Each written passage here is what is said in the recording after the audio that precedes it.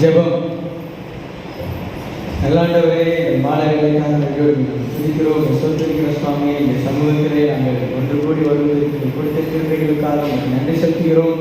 இந்த நாளிலும் ஆண்டவரே வந்து கொண்டிருக்கிறவங்களை கைது கொண்டு வந்து சேர்க்கும்படியாக நாங்கள் ஜெபிக்கிறோம் சுவாமி. இந்த நாளிலும் இந்த வார்த்தை மூலயமா எங்கள் ஒருவருக்கு பேச முடியாத ஜெபிக்கிறேன் சுவாமி. இந்த நாம் மாத்திரம் மகிமைப்படுங்க, நீங்களே பொறுப்பேற்றுக் கொள்ளுங்க, வழியாக்குங்க. மீட்பதேச நாம் ஜெபிக்கிறோம் சீவனுடைய நல்ல ஆமென்.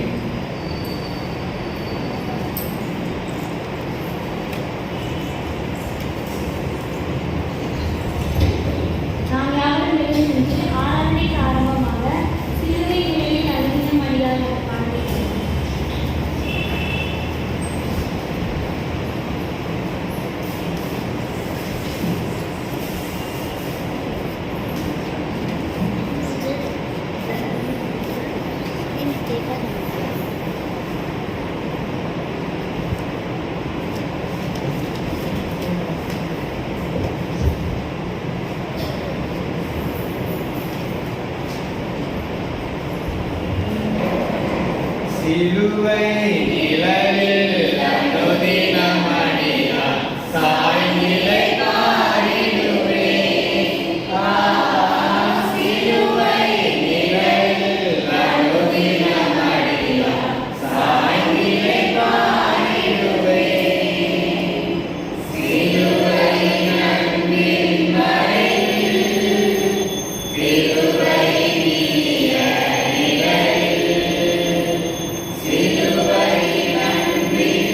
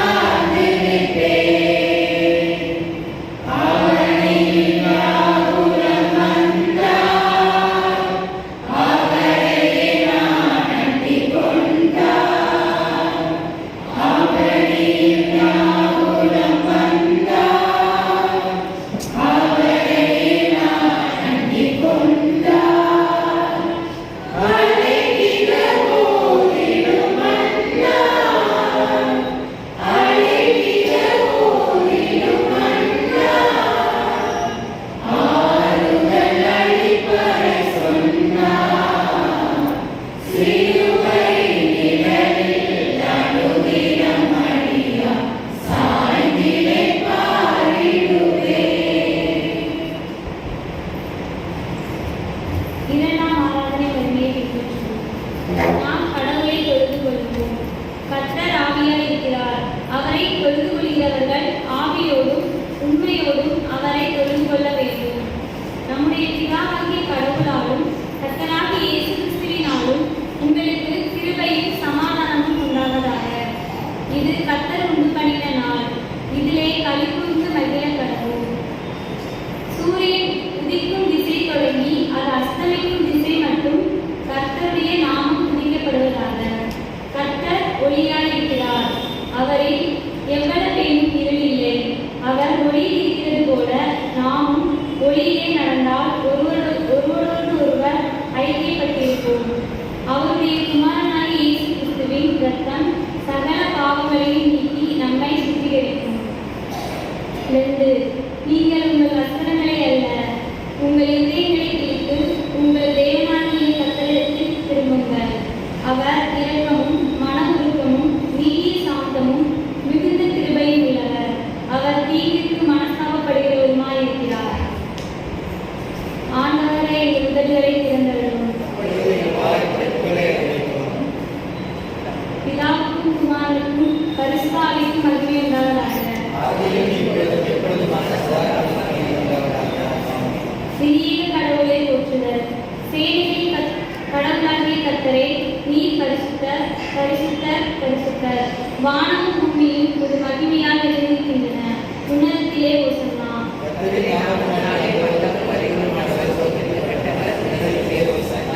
கடவுளே, நீர் பரிசுத்தர். சர்வ வல்லவரே, நீர் பரிசுத்தர். சாவாமை உடையவரே, நீர் பரிசுத்தர். ஆண்டவரே, எங்களுக்காக சிலுவையில் அறையுண்ட எங்கள் மீட்பரே, எங்கள் மேல் கிருபையாயிரும். பரிசுத்த ஆவியாகிய ஆண்டவரே, எங்கள் மேல் கிருபையாயிரும்.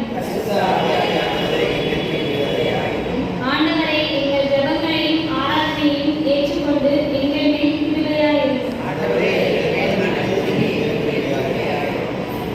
எங்கள் தந்தையாம் கடவுளே, உமது வல்லமையாலும் ஞானத்தாலும் எல்லாவற்றையும் படைத்து உமது குமாரனை எங்கள் இரட்சகராக தரும்படி உலகத்தில் அன்பு கூர்ந்தீரே, உம்மை போற்றுகிறோம். குமாரனாம் கடவுளே, பாவத்தை தவிர்த்து எல்லாவற்றிலும் எங்களைப் போல் மனிதனாகி எங்கள் பாவங்களுக்காக ஒப்பு கொடுக்கப்பட்டு எங்கள் நீதிக்காக உயிர்த்தெழுந்தியவரே, உம்மை போற்றுகிறோம். பரிசுத்த ஆவியானவராகிய கடவுளே, எல்லா உண்மைக்குள்ளும் எங்களை வழிநடத்தி கடவுளின் அன்பை எங்கள் நெஞ்சில் பொழிகிறவரே, உம்மை போற்றுகிறோம். பிதா, குமாரன், பரிசுத்த ஆவியாகிய கடவுளே, உம்மைக்கே எல்லா காலமும் எக்காலமும் எல்லா புகழும் மகிமையும் உண்டாவதாக. ஆமென்.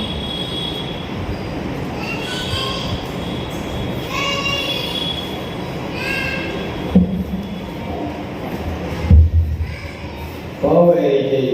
நமக்கு பாவம் இல்லை என்போமானால் நம்மை நாங்கள் அஞ்சுகிறதாகவும் நமக்குள் உண்மை இல்லை. நமது பாவங்களை அறிக்கையிட்டால் பாவங்களை நமக்கு மன்னித்து தெய்வீக மன்னியமும் நீங்கள் நம்மை சுத்திகரிப்பதற்கு அவர் நம்பத்தக்கவர் நீதி உள்ளவர். நான் எழுந்து என் தகப்பனிடத்திற்கு போய், தகப்பனை தரத்துக்கு விரோதமாகவும் உங்களது பார்வையும் கவனம் செய்யும். இது உங்களுடைய மகன் என்று சொல்லப்படுவதற்கு நான் பார்க்கலாம் இல்லை. உங்களுடைய கூலிக்காரர்கள் ஒருவனாக என்னை வைத்துக் கொள்ள முடிந்தது. கடவுள் ராஜ்யம் சமீபித்திருக்கிறது. மனம் திரும்பி சுவிசேஷத்தை நம்பியிருந்தது. நமது பலன்களுக்காக கருதிக்க முடியாத பிரதான ஆசிரியர்கள் நம்புகிறார்கள். எல்லா விதத்திலும் நம்மை போய் சோதிக்கப்பட்டும் பாவம் இல்லாத பிரதான ஆசிரியர்கள் நமக்கு இருக்கிறார். நாம் மனங்கள் படித்து மனமாக நம்மை நாங்கள் சோதனை செய்வோம்.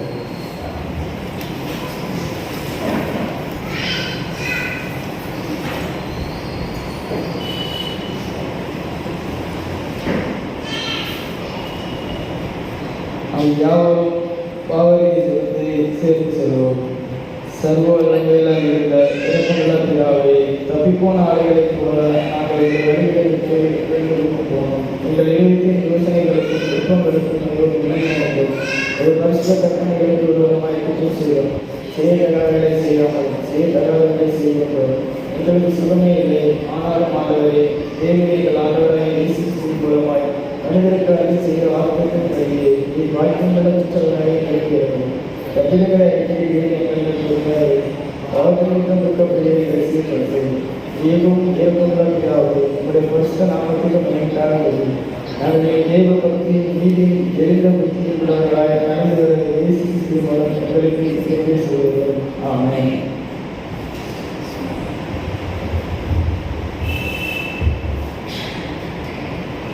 சர்வ வல்லமை மிகுந்த இரக்கமுள்ள ஆண்டவர் மன்னிப்பையும் பாவ நிகழ்த்தி நமக்கு கட்டளையிட்டவர்கள் வாழ்க்கையை சீர்படுத்துவதற்கான காலத்தையும் தமது பரிசுத்தாவின் கிருபையும் தேற்றுதலையும் தந்தருள்வாராக. ஆமென். ஆண்டவரை துதியுங்கள். வேதபாடங்கள் வாசிக்க கேட்போம். வாசிக்கும்படியாக கொடுக்கப்பட்ட முதலாம் வேத பாடம் 2 சாமுவேல் 11ஆம் அதிகாரம் வசனம் 1 முதல் 17ஆம் வசனம் வரை. 2 சாமுவேல் 11ஆம் அதிகாரம் வசனம் 1 முதல். மறுவருஷம் ராஜாக்கள் யுத்தத்திற்கு புறப்படும் காலம் வந்தபோது தாவீதும் யோவாவையும் அவனோட கூட தன் சேவகரையும் இஸ்ரவேல் அனைத்தையும் அம்மோன் புத்திரரை அழைத்து ராப்பாவை உச்சரை போலவும் அனுப்பினான். தாவீதோ எருசலேமில் இருந்து விட்டான். ஒரு நாள் சாயங்காலத்தில் தாவீது தன் படுக்கையிலிருந்து எழுந்து அரண்மனை உட்பிரிவில் ராத்திரிக்கு முடிக்கும் போது சாணமணிய ஒரு ஸ்திரீயை உட்பிரிவின் மேலிருந்து கண்டான். அந்த ஸ்திரீ வெகு சௌந்தர்வதியாக இருந்தார். அப்பொழுது தாவீது அந்த ஸ்திரீ யார் என்று விசாரிக்க அவள் அனுப்பினான். அவள் எலியாவின் குமாரத்தின் ஏத்தியனான உரியாவின் மனைவியுமாகிய பத்சேபாள் என்றார்கள். அப்பொழுது தாவீது ஆள் அனுப்பி அவளை அழைத்து வர சொன்னான். அவள் அவனிடத்தில் வந்தபோது அவளோட சயனித்தான். பிற்பாடு அவள் தன் தீக்கு நீங்கும்படி சுத்திகரித்துக் கொண்டு தன் வீட்டுக்கு போனாள். அந்த ஸ்திரீ கர்ப்பம் தரித்து தான் கர்ப்பவதி என்று தாவீதுக்கு அறிவிக்கும்படி ஆள் அனுப்பினாள். அப்பொழுது தாவீது ஏத்தியன் ஆகிய உரியாவை என்னிடத்தில் அனுப்பு என்று யோவாவின் இடத்திற்கு ஆள் அனுப்பினான். அப்படியே யோவா உரியாவை தாவீதிற்கு அனுப்பினான். உரியா அவனிடத்தில் வந்தபோது தாவீது அவனை பார்த்து, யோவாவை சுகமாயிருக்கிறானா? ஜனங்கள் சுகமாயிருக்கிறாரா? யுத்தத்தின் செய்தி நற்செய்தியார் என்று விசாரித்தான். பின்பு தாவீது உரியாவை நோக்கி, நீ வீட்டிற்கு போய் பாத சுத்தி செய் என்றான். உரியா ராஜா அரண்மனையிலிருந்து புறப்பட்ட போது ராஜாவிடத்திலிருந்து உச்சிதமான பதார்த்தங்கள் அவர் பின்னாலே அனுப்பப்பட்டது. ஆனாலும் உரியா தன் வீட்டிற்கு போகாமல் ராஜா அரண்மனை வாசலிலே தன் ஆண்டவருடைய எல்லா சேவர்களும் படுத்துக் கொண்டிருந்தான். உரியா தன் வீட்டிற்கு போகவில்லை என்று தாவீதுக்கு அறிவிக்கப்பட்ட போது தாவீது உரியாவை நோக்கி, பயணத்திலிருந்து வந்தவன் அல்லவா, உங்கள் வீட்டிற்கு போகாதிருக்கிறது என்ன என்று கேட்டான். உரியா தாவீதை நோக்கி, எட்டியையும் இஸ்ரவேலும் யூதாவும் கூடாக வெளியே திரும்பி, என் ஆண்டவனாய் யோவாவும் என் ஆண்டவனின் சேவகரும் வெளியிலேயே பாளையங்களில் நான் விசிக்கிறதற்கும் குடிக்கிறதற்கும் என் மனைவியோடு சேமிக்கிறதற்கும் என் வீட்டுக்குள் பிரவேசித்தேன். நான் அப்படி செய்கிறதில்லை என்று உங்களுடைய வேலையிலும் உங்களுடைய ஆத்மாவின் வேலையிலும் ஆணையிட்டு சொல்கிறேன் என்றான். அப்படியே தாவீது உரியாவை நோக்கி, இன்றைக்கும் இங்கே நாளைக்கும் உன்னை அனுப்புவேன் என்றான். அப்படியே உரியா அன்றும் மறுநாளும் எருசலேமில் இருந்தான். தாவீது அவனை தனக்கு முன்பாக ருசித்து குடிக்கிறதற்கு அழைத்தது. அவனை வீட்டு பண்ணினான். ஆனாலும் அவன் தன் வீட்டுக்கு போகாமல் சாயங்காலத்திலே தன் ஆண்டவனின் சேவகரை தன் படுக்கையில் படுத்துக் கொண்டான். காலமே தாவீது யோவாவுக்கு ஒரு நிருபத்தை எழுதி உரியாவின் கையில் கொடுத்து அனுப்பினான். அந்த நிருபத்தில் கும்பரமாய் நடக்கிற போர் முகத்திலே, நீங்கள் உரியாவை நிறுத்தி அவன் வெட்டுண்டு சாகும்படி அவனை விட்டு பின்வாங்குங்கள் என்று எழுதியிருந்தான். அப்படியே யோவா அந்த பட்டணத்தை சூழ காவல் போட்டு பராக்கிரமசாலிகள் இருக்கிறார்கள் என்று தன் அறிந்த இடத்திலே உரியாவை நிறுத்தினான். பட்டணத்தில் மனுஷர் புறப்பட்டு வந்து யோவாவோடு யுத்தம் பண்ணி தாவீதின் சேவகராகிய ஜனத்தில் சொல்லப்பட்டார்கள். ஏத்தியனாகிய உரியாவும் செத்தான் என்பது வாசிக்கும்படியாக கொடுக்கப்பட்ட முதலாம் வேதம் வாசித்தாற்றி தேவனுக்கு மகிமையுண்டாவதாக.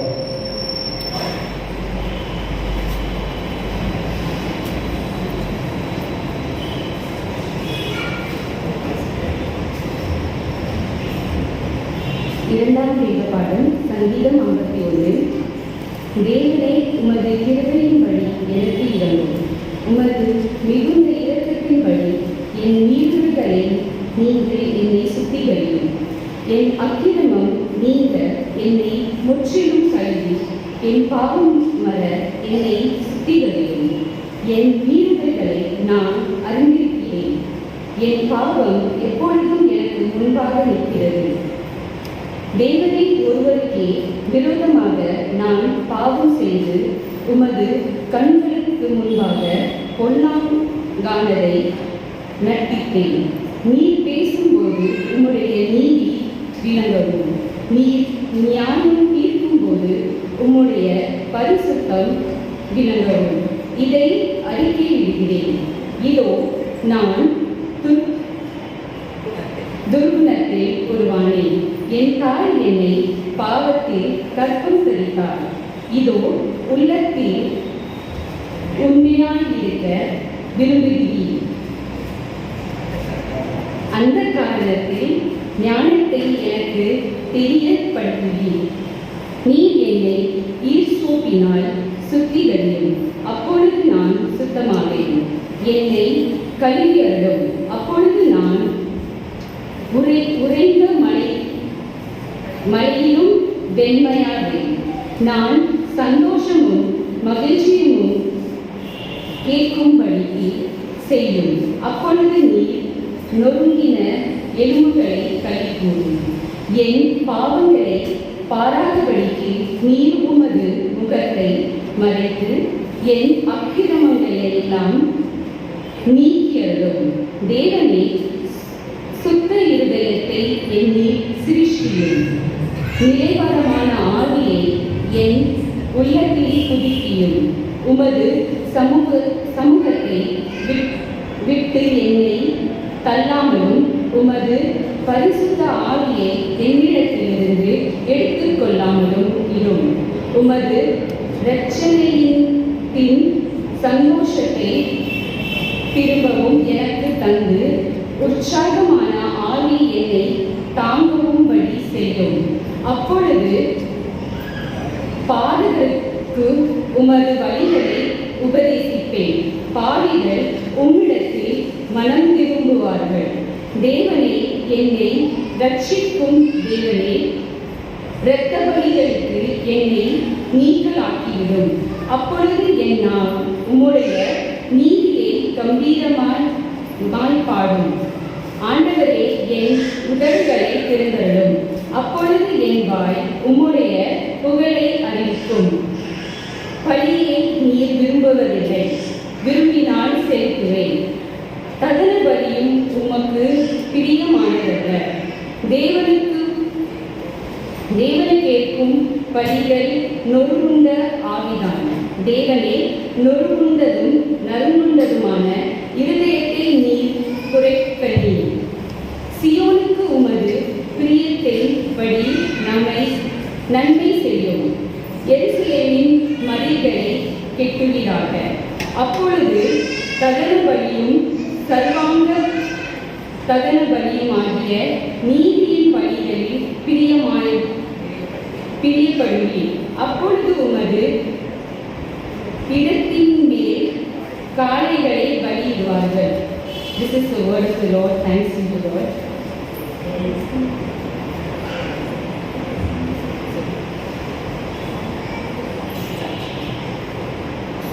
ஓகே, ஒரு சிறிய சாட்சி. அவ்வளோ தமிழ் சரியாக வரலனாலும் புரிஞ்சுட்டீங்க. திஸ் இஸ் ஃபர்ஸ்ட் டைம் நான் இந்த சர்ச்சுக்கு வரேன். என் பிரதர் வீட்டுக்கு வந்ததுனால வந்தேன். நான் டீச்சர், ரொம்ப வருஷமாக வேலை பார்த்துட்ருக்கேன்.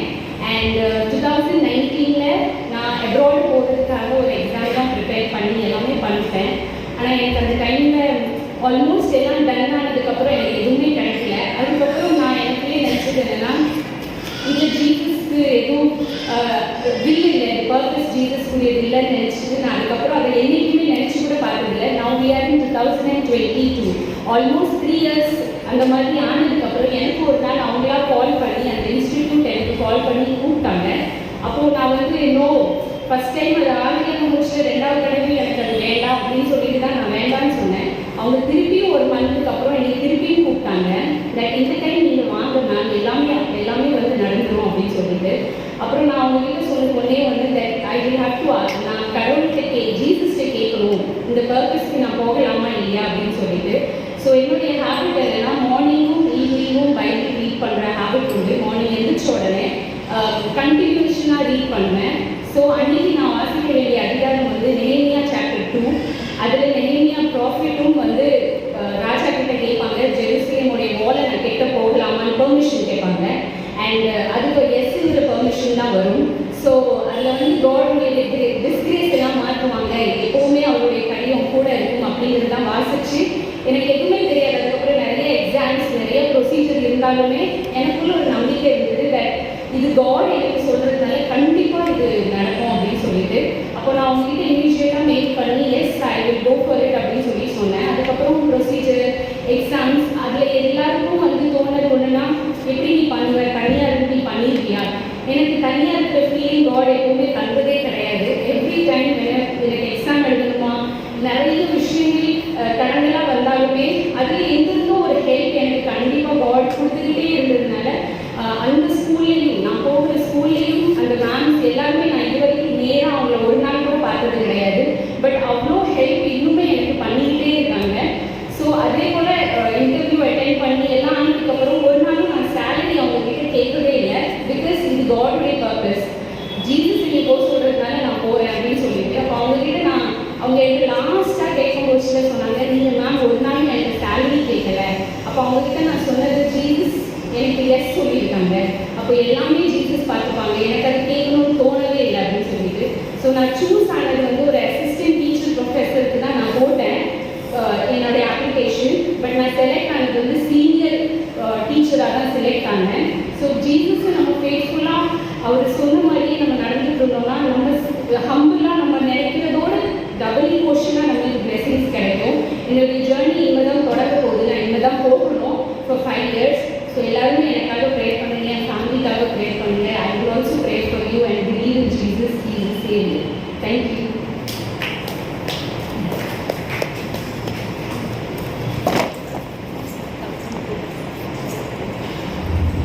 Missionary story. இன்னைக்கு நம்ம பார்க்க போகிற ஸ்டோரி வந்து சார்லஸ் தாமஸ் ஸ்டட். இவர் வந்து ஷார்ட்டாக வந்து சிடி ஸ்டட் அப்படின்னு சொல்லுவாங்க. இவர் வந்து ஒரு கிரிக்கெட் பிளேயர். இவங்களோட அப்பா பேர் வந்து எட்வர்ட் ஸ்டட். இவங்களோட குடும்பம் வந்து செல்வ செழிப்பு மிக்க குடும்பம். இவருக்கு வந்து கிரிக்கெட்லேயும் குதிரை பந்தயத்திலையும் வந்து அதிக ஆர்வம் இருக்கும். இவங்க வந்து ஃபஸ்ட்டு கிரிக்கெட் எப்போ தொடங்கினாங்கன்னா 1882ஆம் ஆண்டு தொடங்கினாங்க. அதே கிரிக்கெட்டை வந்து 83வது வருஷம் வந்து அவங்க அதுலேருந்து வெளியே வந்துருவாங்க. இவங்களுக்கு வந்து 2 பிரதர்ஸ் இருக்காங்க. இவங்க வந்து ஈஸ்டர்ன் காலேஜில் படிக்கும்போது வந்து ஒரு டைம் வந்து அவங்க அப்பா வந்து அவங்கள மீட் பண்ண போவாங்க. போன அவங்க அப்பா வந்து அவங்கள வெளில கூப்பிட்டு போவாங்க, டிஎல் மோடி கூட்டத்துக்கு கூட்டிகிட்டு போவாங்க. அங்கே வந்து அவங்க எடுக்கிற பிரசங்கம் வந்து இந்த 3 பிரதர்ஸுக்குமே இன்ஸ்பிரேஷனாக இருந்துச்சு. அவங்க எடுத்த மனநிறுவுதல், ரட்சிப்பு, நித்திய வாழ்வை குறித்து அவங்களுக்கு வந்து அவங்க முழுமையாக ஆண்டவரை ஏற்றுக்கிட்டாங்க. நித்திய வாழ்வுனா என்னன்றதை வந்து ஸ்டட் வந்து நிறையாவே தெரிஞ்சுக்கிட்டாரு. இவரோட பிரதர் வந்து ஜார்ஜ் வந்து உடம்பு சரியில்லாமல் போயிடும். அவங்க அப்போ நினைப்பாங்க, படுத்த படுக்கை ஆயிடுவாங்க. அப்போ வந்து நினைப்பாங்க, நம்மகிட்ட வந்து இவ்வளோ பேருக்குகள் செல்வம் எல்லாமே இருக்குது, ஆனால் நம்ம வந்து இறந்து போகும்போது எதுவுமே நம்ம கொண்டு போக முடியாது அப்படின்றத வந்து அவர் வந்து உணர்வார். அதுக்கப்புறம் வந்து கிரிக்கெட்டில் இருக்க ஆர்வமே அவருக்கு வந்து ஃபுல்லாமே போயிட்டு, அதுக்கப்புறம் வந்து ஒரு காலம் அவங்க ஃப்ரெண்டு வந்து சீனாவுக்கு மிஷினரியாக போவாங்க. அவங்கள வந்து சென்ட் ஆஃப் பண்ணுறதுக்காக போகும்போது அவங்க வந்து ஒரு வசனம் சொல்லி அவங்கள வந்து அனுப்புவாங்க. உலகமெங்கும் போய் சுவிசேஷத்தை அறிவியுங்கள். அதுதான் அவரோட வீட்டுக்கு வந்ததுக்கப்புறம் அவருடைய காலில் வந்து அந்த வசனம் மட்டும் இது கேட்டுக்கிட்டே இருக்கும். உடனே வந்து அவர் வந்து அவங்க அம்மா கிட்ட வந்து சொல்லுவாங்க, நானும் சீனாவுக்கு வந்து மிஷினரியாக போகணும், எனக்கு அந்த வசனம் வந்து என்னோட பேசிக்கிட்டே இருக்கு அப்படின்னு சொல்லுவாங்க. ஆனால் அவங்க அம்மா கேட்டுட்டு ரொம்பவே அழுவாங்க, நீ போகக்கூடாதுன்னு சொல்லுவாங்க. ஆனால் அவர் வந்து எடுத்த முடிவில் வந்து பின்வாங்கவே இல்லை. அதுக்கப்புறம் அவருக்கு இருக்கிற பங்கு எல்லாமே வந்து சொத்து எல்லாத்தையுமே வந்து அனாத ஆசிரமத்துக்கும் ஊழியத்துக்கும் எழுதி வச்சுட்டு அவர் வந்து சீனாவுக்கு வந்து தன்னோட 6 ஃப்ரெண்ட்ஸோட வந்து சீனாவுக்கு போவாங்க. போகிற வழியில் சீனாவுக்கு இறங்கினோடனே அவர் போக வேண்டிய பணிகள் எடுத்து 1800 மைல் போகணும். அது வந்து நடந்தே தான் போகிறாங்க. அப்படி நடந்தே போகும்போது அவங்களுடைய கால்கள் எல்லாம் புண்ணாயிருக்கு. புண்ணான உடனே அவங்க வந்து பின்வாங்கவே இல்லை. அவங்க வந்து எண்ணெய் பூசி அதுக்கு ஜெபம் பண்ணி அது சரியாகிட்டு அவங்க வந்து அந்த இடத்துக்கு போக தான் ஆரம்பிச்சாங்க.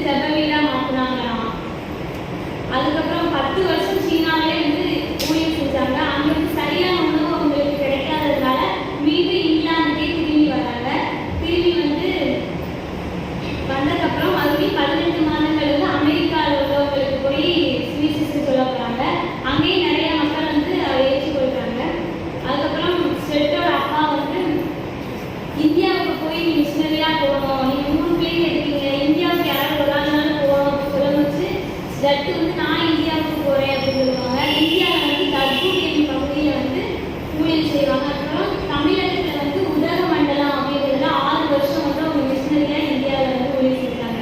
அதுக்கப்புறம் வந்து தன்னோட மறுபடியும் அவங்க சொந்த ஊரான இங்கிலாந்துக்கே போயிருந்தாங்க.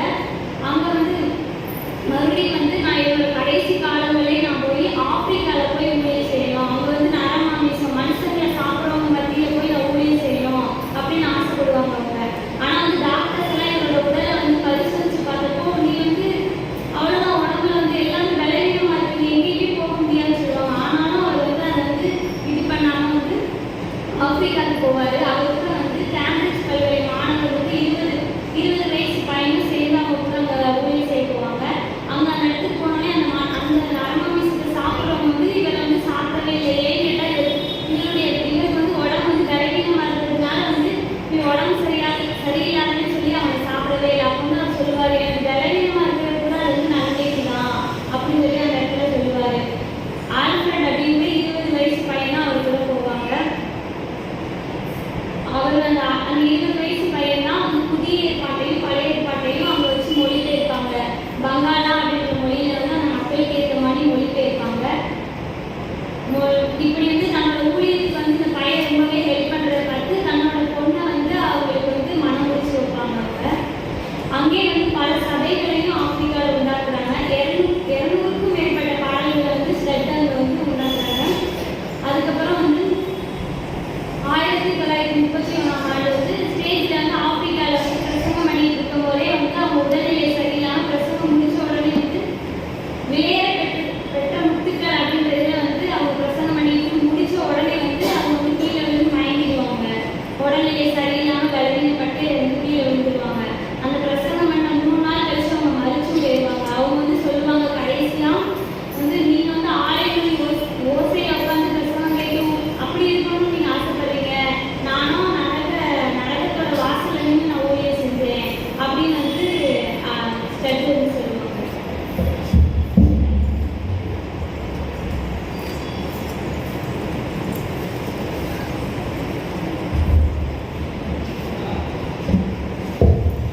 ஜெபம் பண்ணலாம். நல்லாண்டவர்களே, நல்ல நேரத்தில் எங்களோடு நாங்கள் துதிக்கிறோம், சொல்லிருக்கிறோம். இந்த நேரத்தில் இந்த பொறுப்பேற்றுக் ராஜா, இங்கே இருக்கிற ஒவ்வொருடைய எண்ணங்களையும் இந்த கருத்து ஒப்புக்கொடுக்கிறேன் சுவாமி. ஆண்டவரே, நாங்கள் எங்களுடைய நேரத்தை நாங்கள் வீணடிக்காமல் எங்களுடைய சிந்தனைகளை இந்த வார்த்தைக்கு நேராக திரும்புவதற்கு எனக்கும் எங்களுக்கு உதவி செய்யுங்க. இந்த நேரங்கள் எங்களுடைய வாழ்க்கையிலே ஒரு பயனுள்ள தாக்கத்தை கொண்டு கொண்டதுக்கு உதவி செய்யுங்க. நாம மகிமைப்படுவதாக நீ பயிற்சி நாம் ஜெபிக்கிறேன்னு சொல்லுவதற்காக. ஆக்சுவலி இந்த மெசேஜ் ஷேர் பண்ணோன்னா அம்மா வந்து ரத்தம், ஒருத்தனுடைய ரத்தத்தை குறித்து பைபிளில் சித்தப்பட்ட ரத்தத்தை குறித்து எடுக்கணும்னு சொல்லி சொன்னாங்க. அம்மாட்ட வந்து நம்ம பேசும்போதுன்னா எனக்கு ரொம்ப ஒரு பிடிச்ச விஷயம் என்னென்னா, இண்டிவிஜுவலாக ஒருத்தவங்களுக்கும் சில விஷயங்கள் தெரியாதவங்களுக்கும் எப்படி பேசணும் அப்படிங்கிற காரணங்கள் சொல்லி கொடுத்தாங்க. அப்போ நான் அம்மாட்ட வந்து நான் உரியாவின் பிளட்டை குறித்து நான் பேச போகிறேன் அப்படின்னு சொல்லி சொன்னேன்.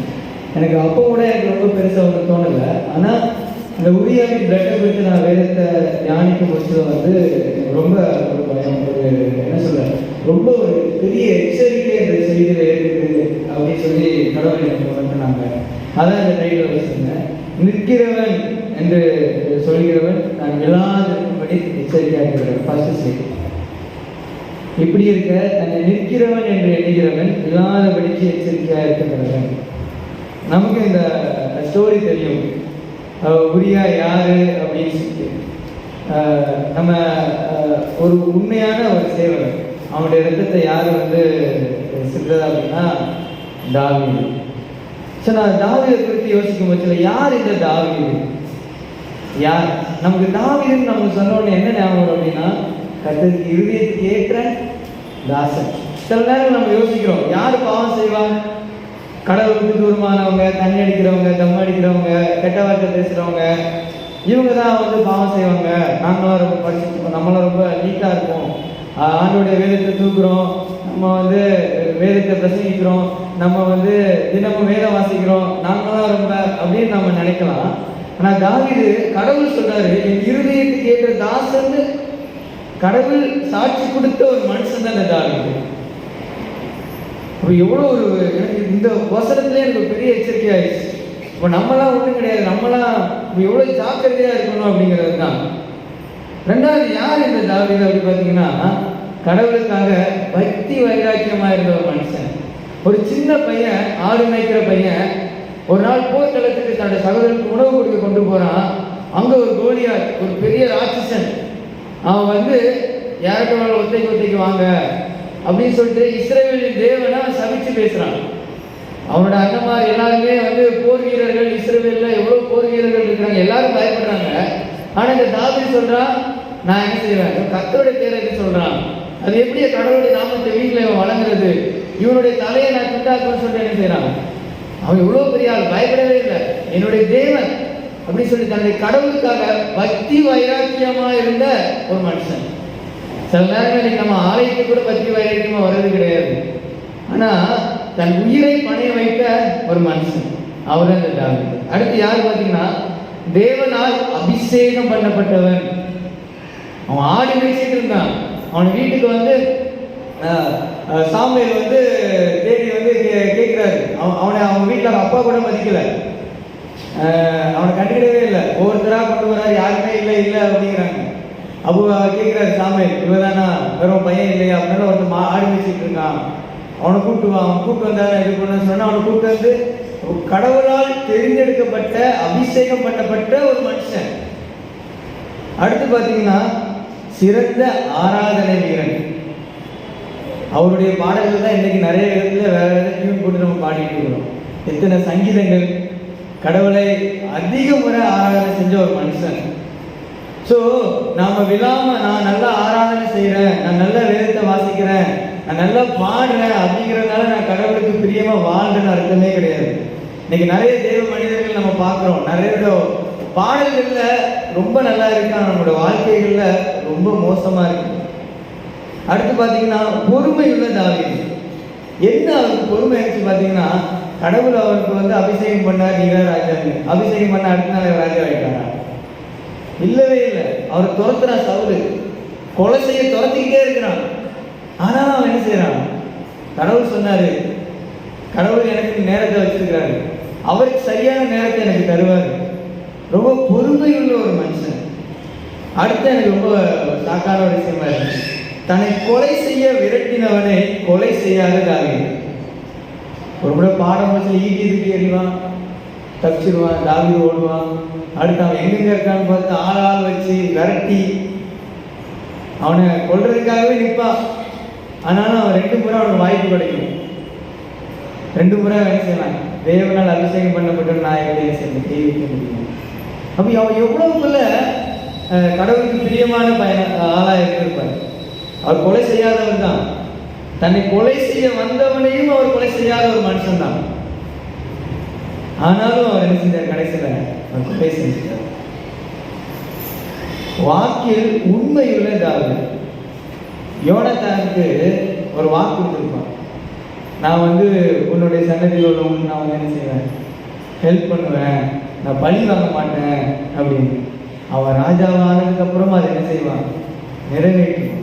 ஸோ இந்த தாவீதோட நல்ல குணம் எவ்வளோ ஒரு இந்த கேரக்டர் இன்னைக்கு பல நேரங்களில் நம்மக்கிட்ட இல்லை. ஆனால் இப்படிப்பட்ட தாவீது தான் என்ன செய்யறாரு, கொள்றாரு. முக்கியமான ஒரு விஷயம் என்னன்னா, கர்த்தருக்கு ஆலயம் கட்ட முயற்சி செய்த முதல் மனிதன். வேதாகமத்திலேயே நான் கடவுளுக்கு, நான் நல்ல ஒரு இடத்துல கேதுரு மரங்கள் இருக்கிற இடத்துல நான் வசிக்கிறேன்னு, நான் ராஜா, என்னை உண்டாக்கின தேவன் வந்து ஒரு திரைச்சிலையில் மத்தியில் அவருடைய பெட்டி இருக்குது, அவருக்கு மாட மாளிகை கட்டணும், அவருக்கு ஆலயம் கட்டணும் அப்படின்னு சொல்லி முயற்சி செய்த ஒரு மனிதன் தாவீது. ஆனால் நமக்கு இன்னைக்கு ஆலயம் இருக்குது, ஆனால் நமக்கு என்ன கிடையாது, ஆலயத்துக்கு இங்கே வர்றது கிடையாது. ரொம்ப நான் வருத்தப்படுற ஒரு விஷயத்த சொல்கிறேன். உங்களுக்கு யாருக்காச்சும் தோணுச்சுன்னா நீங்கள் அந்த விஷயத்தை திருத்திக்கோங்க. யாரையும் நான் வந்து பாயிண்ட் பண்ணி சொல்லலை. ஆக்சுவலி எனக்கு ஆலயத்துக்கு உள்ளே இருக்கிற ஆசை, ஆனால் பாப்பா வச்சுட்டு வந்து பல நேரங்களில் உள்ளே இருக்க முடியாது, பல நேரங்களில் வெளில தான் இருக்க முடியுது. நான் ஞாயிறு ஆராதனைக்கு வந்தாலுமே அப்போ நான் பார்க்கும்போது சில நிறைய பேர் உள்ளேயும் சரி வெளிலையும் சரி ஆலயத்தில் வச்சு மொபைல் யூஸ் பண்ணுறாங்க, ஆலயத்தில் வச்சு வாட்ஸ்அப் பார்க்குறாங்க, ஆலயத்தில் வச்சு யூடியூப் வச்சு வீடியோ பார்க்குறாங்க, கேம் விளையாடுறாங்க. ஆலய ஆராதனை இங்கே நடக்குது, அவங்க செல்ஃபோனில் அவங்க வேலையை பார்த்துட்டு இருக்கிறாங்க. அப்போ எதுக்கு ஆலயத்துக்கு வரணும்? எனக்கு ரொம்ப கஷ்டமான ஒரு விஷயம். இன்னொரு விஷயம் என்னன்னா, அது நிறைய வச்சிருக்கிற எல்லாமே நிறைய ஒரு சில யூத் டீன்ஸ். அப்போ அவங்க வீட்டில் உள்ளவங்க அவங்க பேரண்ட்ஸ் என்ன பண்ணுறாங்க? அதாவது நான் ரீசெண்டாக கூட ஒரு கேம்புக்கு போனேன். அந்த கேம்பில் லாஸ்ட் சாட்டர்டே சண்டே தான் நான் வர முடியல, மாணவர்கள் மத்தியில் ஊழியம் பண்ணுறதுனால. அந்த கேம்பில் வச்சு ஒரு சின்ன விஷயம் தான் சொல்கிறேன். அங்கே ஒரு கேம்ப், அதில் போனோகிராஃபி அந்த வீடியோ, அது எவ்வளோ உடலுக்கு கேடு, அதை பார்க்கறதுனால ஒரு மனுஷனுடைய சிந்தனை எவ்வளோக்குள்ள பாதிக்கப்படும் அப்படிங்கிற ஒரு விஷயத்தை வச்சு அங்கே சொன்னாங்க. அப்போ அங்கே வந்த பசங்க ஸ்கூல் பசங்க, காலேஜ் பசங்க, ஒன்லி பாய்ஸ் மட்டும் அது நடந்தது. அதில் கேட்குறாங்க, எத்தனை பேர் இந்த மாதிரி வீடியோ பார்த்துருக்கிறீங்க அப்படின்னு கேட்டாங்க. கிட்டத்தட்ட 33 பேர் பசங்க வந்திருந்தாங்க. 33 பசங்களும் நாங்கள் பார்க்குறோம், இது தப்பு தான், இதில் நாங்கள் மீண்டு வரணும் அப்படிங்கிற மாதிரி ஒரு விஷயத்த சொன்னாங்க. நான் எதுக்கு இன்னைக்கு சொல்கிறேன்னா, இன்னைக்கு நம்மளுடைய ஸ்கூலில் இன்னைக்கு ஒழுக்கம் கிடையாது, ஒழுக்கத்தை சொல்லிக் கொடுக்க யாருமே கிடையாது. இன்னைக்கு ஸ்கூலில் பார்க்குறது மார்க்கு, நல்லா மார்க் எடுக்கிறானா, நல்லா ரேங்க் எடுக்கிறானா அப்படிதான் பார்க்குறாங்க. இன்னைக்கு வீட்லேயும் நம்ம பிள்ளைங்களுக்கு நல்ல காரியங்களை சொல்லிக் கொடுக்கறதுக்கு நமக்கும் இன்னைக்கு நேரம் இல்லை. ஒழுக்கத்தை கற்றுக்கிற ஒரே இடம் இங்கே தான், ஆலயம் தான். ஆலயத்தில் தான் எது சரி, எது தப்பு, எது சரியான வாழ்க்கையில் ஒழுக்கத்தை சொல்லிக் கொடுக்குற ஒரே இடம் இங்கே தான். வேதத்தை அவங்க கற்றுக்கிற ஒரே இடம் இங்கே தான். இங்கேயும் அவங்களுடைய காதுகளும் கண்களும் அடைக்கப்பட்டு அவங்க எங்கே கற்றுக்கிடுவாங்க? இப்போ நாளைக்கு என் பையன் இப்படி இருக்கான், என் பொண்ணு இப்படி இருக்கா, என் பையன் அவனுடைய வார்த்தையை கேட்கறது இல்லை, அவனுடைய வாழ்க்கை இப்படி போச்சு, இந்த வயசுலேயே அவன் தவறான வாழ்க்கையை போயிட்டு இருக்கிறானே, என் வார்த்தையை கேட்க மாட்டேங்கானே, மணிக்கணக்காக ஃபோன் பேசிக்கிட்டு இருக்கிறானே, அதுக்கு காரணம் யாரு? கடவுள் வேதத்தில் தன் பிள்ளையை பிறம்பால் கண்டிச்சா நீ நினைச்சல, பகைக்கல. நீ கண்டிக்கலன்னு நீ அவனை பகைக்கிற. தட்ட வேண்டிய நேரத்தில் தட்டணும், சொல்ல வேண்டிய நேரத்தில் சொல்லணும். எனக்கும் நானும் இப்போ ஒரு கடவுளுடைய கிருபையினால நானும் ஒரு தகப்பனா மாறிட்டேன். எனக்கும் அந்த பயம் தான். இப்போ என் கை குழந்தையா தான் இருக்கிறேன். நானும் அப்படிதான் நான் வளர்க்கணும். ஆலயத்துக்கு கெட்ட ஆசைப்பட்ட தாவீது, ஆனால் நம்மளுக்கு ஆலயத்துக்கு நம்ம ஒழுங்கா வரமாட்டோம். ஆலயத்துக்கு நம்ம வந்தாலும் நம்முடைய கண்கள் ஃபுல்லாக மொபைலில் தான் இருக்கு. ஏன்னா பக்கத்தில் சாட் பண்ணிட்டு இருக்கோம், ஏதாவது பேசிட்டு இருக்கிறோம். இந்த ஆலயத்தில் நமக்கு என்ன சொல்லி தராங்கிற ஒரு கவனம் நமக்கு இருக்குதா? வேத வசனத்தின் மீது ஒரு ஆர்வம் இருக்குதா? வேத வசனம், வேதமும் ஆலயமும், முதலாவது வேதம், இரண்டாவது ஆலயம். ஏன்னா ஆலயத்தில் வேதத்தை நம்ம போதிக்கிறாங்க. இந்த 2 இடம் தான் நமக்கும் சரி நம்மளுடைய பிள்ளைங்களுக்கும் சரி ஒழுக்கத்தை கற்றுக் கொடுக்கக்கூடிய ஒரு விஷயம். இது எல்லாம் அறிந்து தாவீதே விழுந்துட்டான். இதான் நமக்கு கொடுக்க வேண்டிய பெரிய எச்சரிக்கை. இந்த 2 இடமும் நமக்கு சொல்லணும். அவங்க என்ன யூடியூப்ல என்ன சொல்லி தராங்க, நீங்க பாருங்க, இன்ஸ்டாகிராம் எடுத்து பாருங்க, என்ன வருதுன்னு பாருங்க, வீடியோ என்ன வருதுன்னு பாருங்க. அதனாலதான் இன்னைக்கு இவ்வளவுக்குள்ள இது நாசமா போனது, இந்த சொசைட்டி நாசமா போனதுக்கு காரணமே இதுதான். ஸோ நம்ம அவங்க நல்ல காரியங்களை சொல்லிக் கொடுக்கறதுக்கான வாய்ப்புகளே நம்ம கொடுக்கலப்பா. அந்த பசங்க யூடியூப்ல இருந்தா கற்றுக்கிடுவாங்க, ஒழுக்கம்னா என்னன்னு, இன்ஸ்டாகிராம்ல இருந்தா கற்றுக்கிடுவாங்க. அப்புறம் அவங்க நம்ம குற்றம் சொல்லி என்ன, நம்ம பிள்ளையை நம்ம கண்டிக்கவில்லை என்றால் நாளைக்கு நம்ம தான் ஆகணும். அது ஒரு பெரிய எச்சரிக்கை. எனக்கு இந்த ஆலயம் சொல்லும் போது எனக்கு இதுதான் தாட் வந்து, கடவுள் நம்ம ரொம்ப எச்சரிக்கை. நம்ம ஆலயத்தில் வேணா நீங்கள் சிசிடிவி கேமரா இருக்குது, சண்டே சர்வீஸ் எடுத்து பாருங்க, யாரெல்லாம் எப்படி மொபைல் யூஸ் பண்ணுறாங்க. நானும் வெளில இருந்தால் மொபைல் யூஸ் பண்ணுவேன், எடுத்து சொல்லிடுறேன். எனக்கு பாட்டு பாட பிடிக்கும், எனக்கு இங்கே ஸ்க்ரீன் தெரியாது, அதனால சாங் போடும்போதுல பாமாலே டவுன்லோட் பண்ணி வச்சுருக்கேன். வெளில இருந்தால் அதை எடுத்து நான் பாடுவேன். ஒரு நீங்களும் எப்போ இவங்க பிரசங்கம் பண்ணால் இவனே மொபைல் எடுத்து கணிப்பு சொல்லிடுறாரு. சரி, நான் பாடலுக்காக நான் யூஸ் பண்ணுவேன். ஒருவேளை பெரியவங்க இருக்கிறீங்க, சிலர் வேலை நிமித்தமாக சில இம்பார்ட்டன்ஸான கால் வரலாம். அதனால ஏதோ உங்களுக்கு கால் வருது, அப்பவே நீங்கள் ஒரு எமர்ஜென்சி கால் அப்படின்னா பேசிட்டு வர்றது தப்பு கிடையாது. ஆனால் காலேஜ் படிக்கிற பசங்க, ஸ்கூல் படிக்கிற பசங்களுக்கு என்ன இம்பார்ட்டண்டான விஷயம் இருக்குது, ஆலயத்துக்கு வரும்போது அவங்களுக்கு எதுக்கு மொபைலு, நீங்கள் சத்தம் போட்டு நீ வீட்லேயே வச்சுக்கோ, உனக்கு எதுக்கு ஆலயத்தில் மொபைல், ஆலயத்துக்கு போயிட்டு மொபைல் யூஸ் பண்ணிக்கோ, நமக்கு சொல்கிறதே கிடையாது. நீங்கள் வேணால் யாராவது ஒரு சும்மா ரவுண்ட்ஸ் பாருங்களேன், சண்டே சர்வீஸில் எத்தனை பேர் மொபைல் யூஸ் பண்ணுறாங்க. ரொம்ப கஷ்டமாக இருக்குது. கடவுளை அறியாதவங்க தங்களை வருத்தி கடவுள் இல்லாதவற்றை தேடி அவங்க எவ்வளவு தங்களை சாக்ரிஃபைஸ் பண்ணுறாங்க. ஆனால் நம்ம எதுவுமே பண்ணுறது கிடையாது. இன்னைக்கு கண்டிக்கவும் பயமாக இருக்குது. இன்னைக்கு நான் சொல்லணும், யார்கிட்டையும் நம்ம சொல்லணும்னு பயன்படுது, நம்ம ஏதாச்சும் சொல்ல நம்மளே ஏதாச்சும் சொல்லிடுவாங்களோ அப்படின்னு. ஆனால் ரொம்ப எனக்கு வருத்தத்தை கொடுத்த ஒரு விஷயம், இங்கேயே நம்மளுடைய காதுகள் அடைக்கப்பட்டுச்சுன்னா அவங்க எங்கே சத்தியம் போவோம், வாழ்க்கைன்னா என்ன அவங்க எங்கே கற்றுக்கிடுவாங்க. ஸோ நம்ம ஜாக்கிரதையாக இருக்க வேண்டிய ஒரு விஷயம். யார் இந்த தாவீது, எவ்வளோ ஒரு பெரிய மனுஷன் இல்லை, கொலை செய்ய வந்தவனையுமே கொலை செய்யாத ஒருத்தன், கடவுளுடைய சமூகத்தில் ரொம்ப ரொம்ப பிரியமாக இருந்தவன், அநேக சங்கீதங்கள், ஆராதனை வீரன், பேய் ஓட்டினவன், சவுலுக்கு அசுத்தாவி பிடிக்கும் போச்சுல அவன் தான் வந்து என்ன செய்வான், பேர் ஓட்டின மனுஷன்.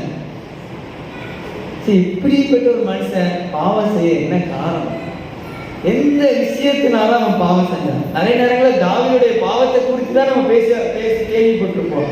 எதனால அவன் பாவம் செஞ்சான் அப்படின்னு பார்த்தீங்கன்னா, நீங்க முதல் வசனமே அந்த 2 சாமுவேல் 11ஆம் அதிகாரத்தை நீங்க படிச்சீங்கன்னா தெரியும். ராஜாக்கள் இப்போ ஒரு இடத்துல போர் நடக்குதுன்னா அந்த போர்ல முன்னாடி இருந்து நடக்கிறது யார் நடத்தணும்? கிங். அதுக்கு முன்னாடி எல்லா போர்லையுமே ராஜா போயிருப்பான், தாவீது போயிருப்பான், முன்னாடி இருந்து நடத்துவான், பிளான் பண்ணுவான், இப்படி இந்த சைடில் அட்டாக் பண்ணுவான், ப்ரேயர் பண்ணுவான், கடவுளோட கைடன்ஸ் கேட்பான். ஆனா இந்த டைம் எப்படி இருக்காரு? ஜாலியா மாடியில இருந்து உலாவி கொண்டு இருக்கிறார். உரியா சொல்றான், அந்த வீட்டுக்கு போன சொல்ல போச்சுல, இல்ல அங்க போர் நடக்குது, நான் எப்படி என்னுடைய வீட்டுல போய் சந்தோஷமா இருக்க முடியும்? ஒரு ஒரு வீரனுக்கு இருக்கிற ஒரு பொறுப்புணர்ச்சி கூட யாருக்கு இல்லை, ராஜாவுக்கு இல்லை. தன் பொறுப்பில் இருந்து தவறிய தாவீது, தன் பொறுப்பில் இருந்து, கடவுள் நம்ம ஒவ்வொருவருக்கும் ஒவ்வொரு பொறுப்பு, குடும்பத்துல, சில நேரங்களில் ஆபீஸ்ல, இல்லை ஊழியத்துல, ஒவ்வொரு காரியத்துல ஒவ்வொரு பொறுப்பு கொடுத்துருக்காரு. அந்த பொறுப்புல இருந்து நம்மளுடைய கான்சன்ட்ரேஷன் இல்லை நம்ம தவறுமை ஆனால் கண்டிப்பாக ஏதாவது ஒரு பாவத்தில் விழுவோம்.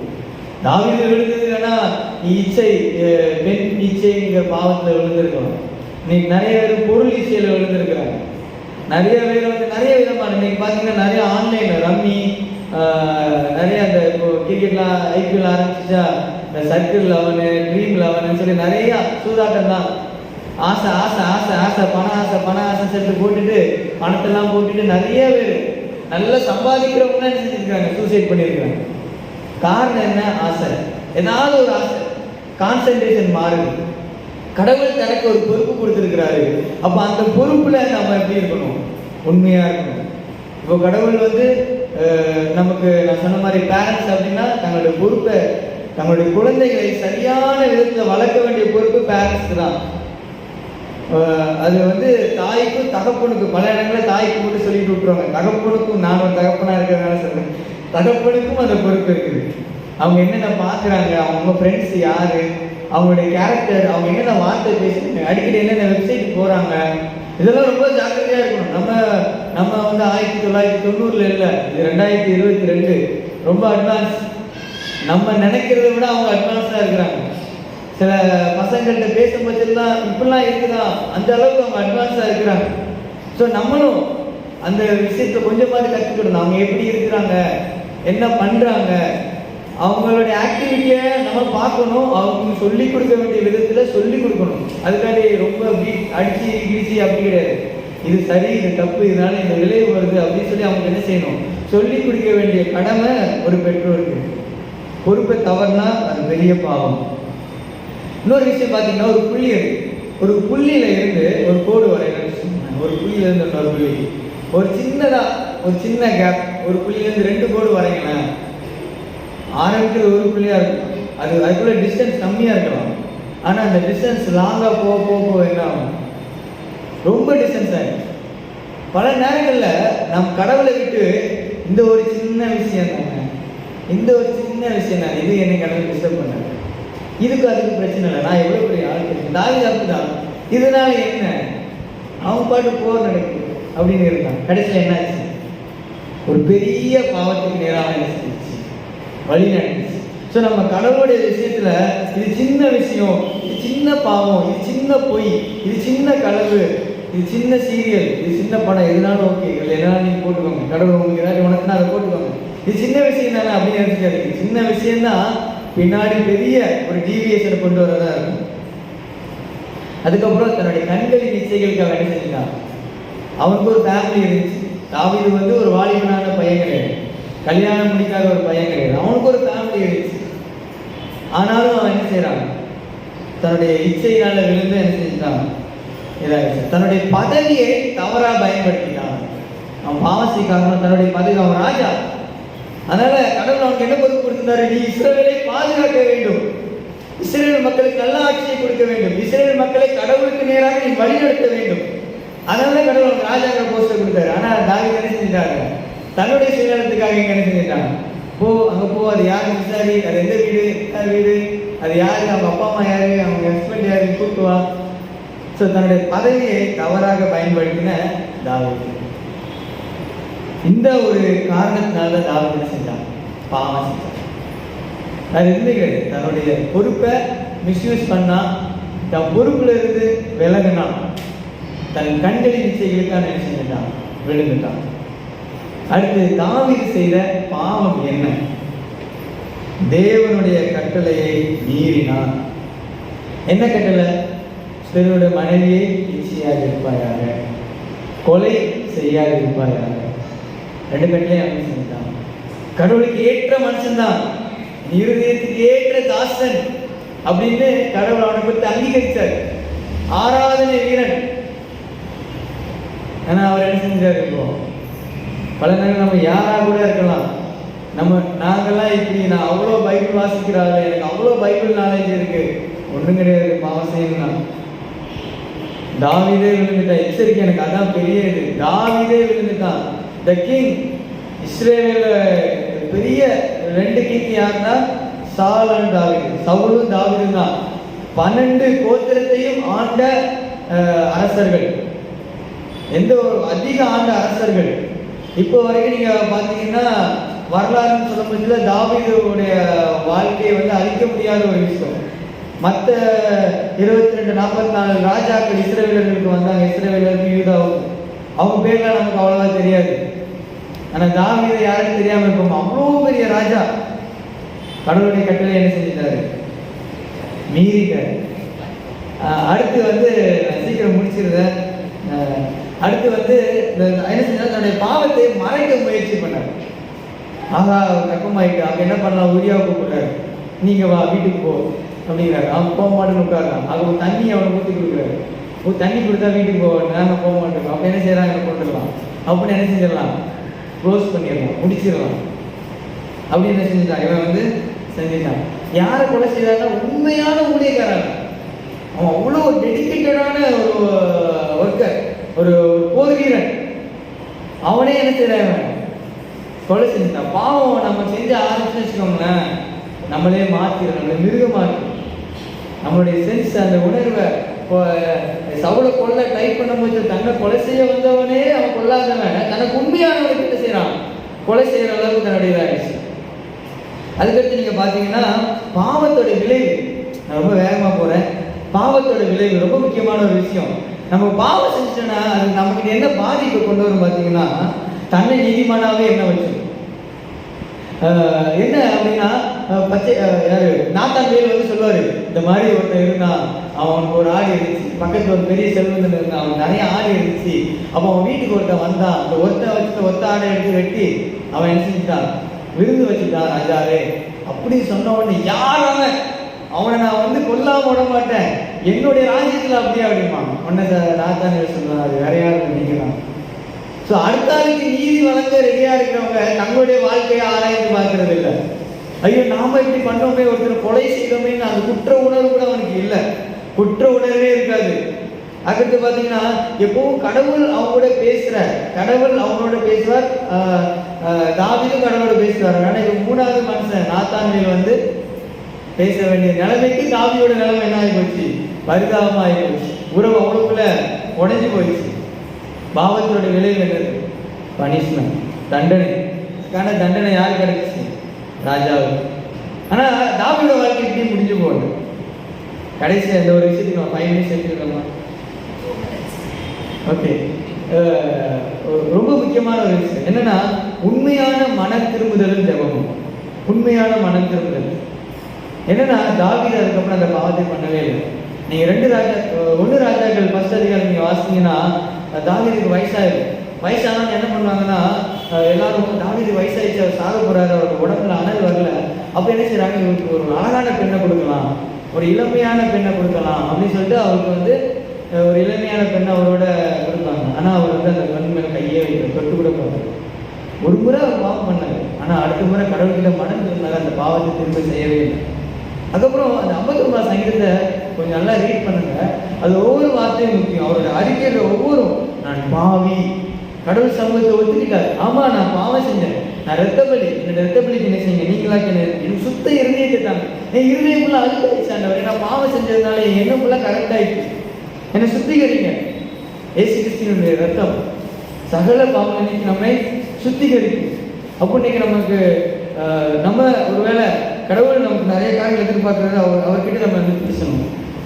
நம்முடைய பரிசுத்த ஆவியை எடுத்து அது பழைய ஏற்பாடு காலத்திலேயே பரிசுத்த ஆவி இன்னைக்கு நிறைய நேரங்களில் நமக்கு தவறான போதை சொன்னாங்க. ஆவியானவர் எப்போது நமக்குள்ளே இருக்கிறாங்க, அவர் நமக்குள்ளே இருக்கிறார். பல நேரங்களில் வாரும்போது ஆவியை நம்ம பாடுறோம், ஆனால் அவர் நமக்குள்ளே தான் இருக்கிறார். பாடினாலும் பாடினாலும் நமக்குள்ளே தான் இருக்கிறார். எங்கே 3 பேர் நாமத்தினால் கூடியவர்கள் மத்தியில் இருப்பேன். அப்போ நீ கூப்பிட்டதான் வரும்னு அவர் சொல்லலை, நீங்கள் நாமத்தினாலே கூப்பிட்டாலும் என்ன செய்வேன், நான் இருப்பேன். ஸோ நமக்குள்ளே இருக்கிற ஆவியானவர் அவர் வந்து என்ன சொல்ல, தாவீது அந்த 51 சங்கீதத்தில் ஒவ்வொரு விஷயத்தையும் கடைசி என்ன சொல்வாருன்னா, நம்முடைய ரட்சிப்பு பிறருக்கு என்ன செய்யறேன், அறிவிப்பேன் பாதகருக்கு. ஒரு உண்மையான ஒருத்தன் மனம் திரும்பினான்னா முதல் விஷயம் அவன் செய்த பாவத்தை திரும்ப செய்ய மாட்டான். ஃபர்ஸ்ட் விஷயம் என்னன்னா, கடவுள்கிட்ட தன்னை முழுமையாக தன்னுடைய பாவத்தை அறிக்கையிடுவான். இன்னொரு விஷயம் என்னன்னா, தாவீதுக்கு வந்து அகங்காரம் இல்லவே இல்லை. நான் யார் தெரியுமா, நான் ராஜா, நான் யார் தெரியுமா, இவங்க சங்கீதம் எழுதியிருக்கிறேன், நான் யார் தெரியுமா, கடவுள் என்ன அபிஷேகம் பண்ணாரு, நீ என்ன சொல்ற, நான் தான் சொல்லவே இல்லை. நாத்தான்கள் ஒரு பெரிய தீர்க்கதரிசியே கிடையாது, ஒரு சாதாரண ஒரு தீர்க்கதரிசி தான். ஆனாலும் நாத்தான்கள் சொல்லும் பட்சத்தில் தன்னுடைய தவறை ஒத்துக்கொண்டான்.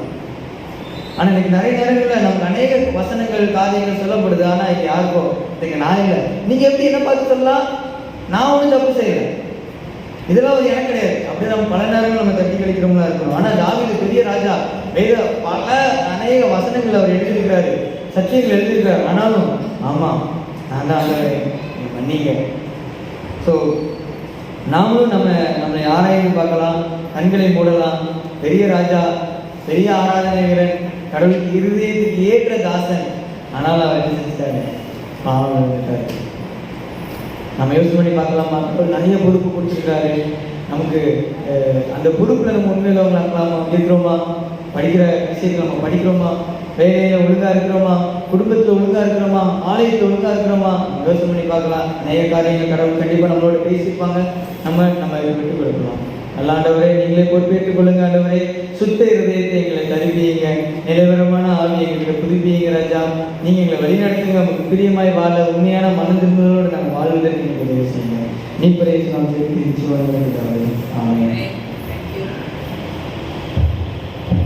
நாம் அனைவரும் இடைவெளி நின்று அப்போஸ்தல விசுவாச பிரமாணத்தை அறிக்கை செய்வோம்.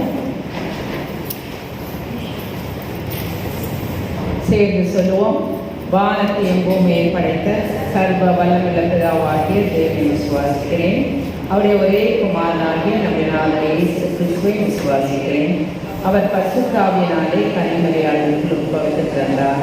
பொந்து பிலாத்தின் காலத்தில் பாடுபட்டு சிலுவையில் அறைந்து மரித்து அடக்கம் பண்ணப்பட்டு பாதாளத்தில் இறங்கினார். 3ஆம் நாள் மரித்தோருக்கு எழுந்தருளினார். பரமண்டலத்துக்கு ஏறி சர்வ வல்லமை உள்ள பிதாவாகிய வலது பாசத்தில் வீற்றிருக்கிறார். அவரிடத்திலிருந்து உயிருள்ளோரையும் மரித்தோரையும் நியாயம் தீர்க்க வருவார். பரிசுத்த ஆவியை விசுவாசிக்கிறேன். பொதுவாக இருக்கிற பரிசுத்த சபை, பரிசுத்தவான்களின் ஐக்கியமும் பாவ மன்னிப்பும் சரீரம் இருக்கிறது நித்திய ஜீவனை விசுவாசிக்கிறேன். ஆமென்.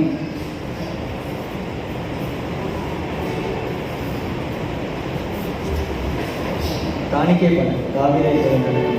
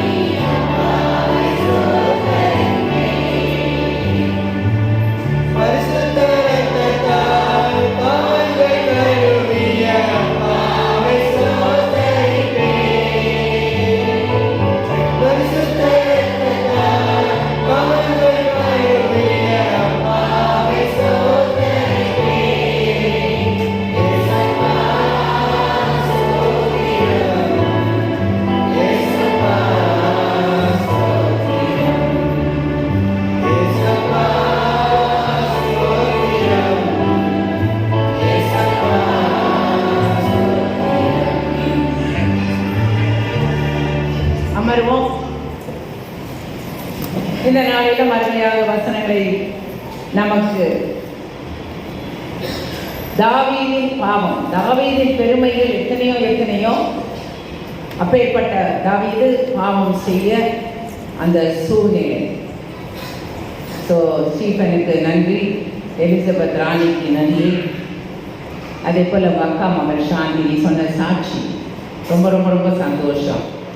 தமிழே தெரியாமல் மும்பையிலே வளர்ந்த பெண் லண்டனுக்கு போகிறார்கள். அவருடைய பிரயாணத்துக்காக நாம் ஜெபம் பண்ணுவோம். ஆனாலும் சங்கீதம் 51 நல்லாவே படிச்சுட்டு மேனேஜ் பண்ணிட்டு, அதே போல் ரத்தஸ் மிஷினரி ஊழியங்கள் எத்தனை தேசம், ஆப்பிரிக்காவுக்கு போயிருக்காரு, சைனாவுக்கு போயிருக்காங்க. ஸோ கஷ்டமான இடங்களுக்கெல்லாம் போய் தேவனுடைய செய்தி கொடுத்திருக்கார்கள். அதை பேசின ஜபாக்கு நன்றி. அதே போல் பைபிள் படித்த சாம்.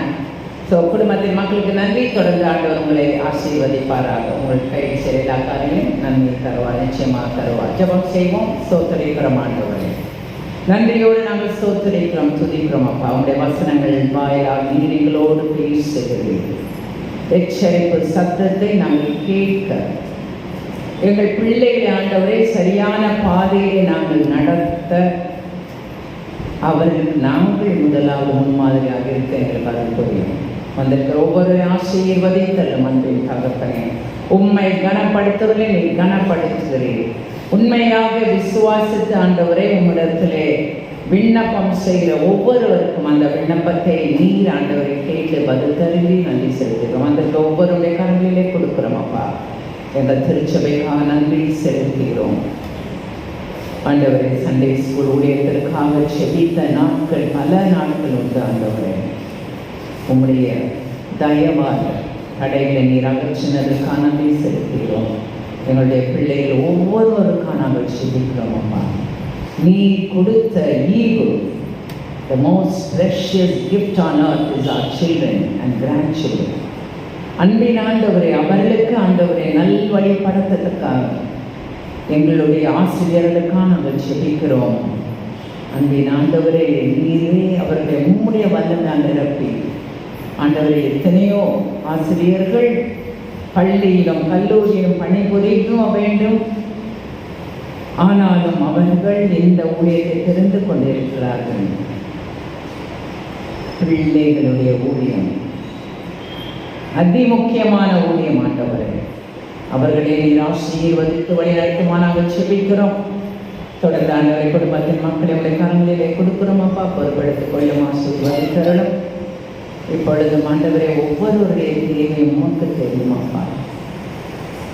நீ நாவில் சொல் பிரவாதத்துக்கு முன்னமே அதை அறிந்திருக்கிறீர்.